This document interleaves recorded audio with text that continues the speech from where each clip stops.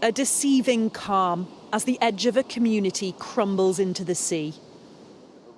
Daniel runs the lifeboat service here, now out of action, and the beach is closed after 2 nights of high winds and tides tore into the coast. But it just seems there's no matter of urgency to anything along this coastline. And how urgent is it? Oh, it's urgent. To me, I've said this needs doing now, not in 2 years' time. This should have been done 5 years ago. We've lost so much of this coastline. Homes are at risk too. A quarter of Mary's back garden's been lost to the sea. We was told to expect to move out, but we took our chances. If it carries on, I don't know how long. I don't know. It depends on who helps and who doesn't. We just need someone to help us.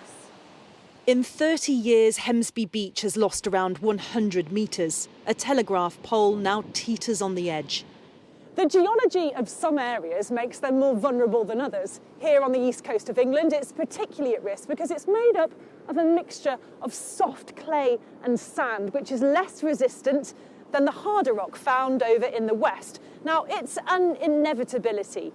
Erosion has always happened, but what's different is the process is accelerating, and many believe that that is down to climate change.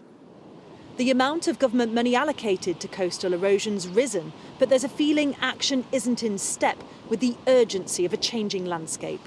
We have sea levels that are rising faster now because of global warming, and that means that we will see more of this kind of thing happening in the future. But I would emphasize that this is as much a problem with a communication problem, a planning problem, a question of having honest conversations in communities so that people understand what's going on.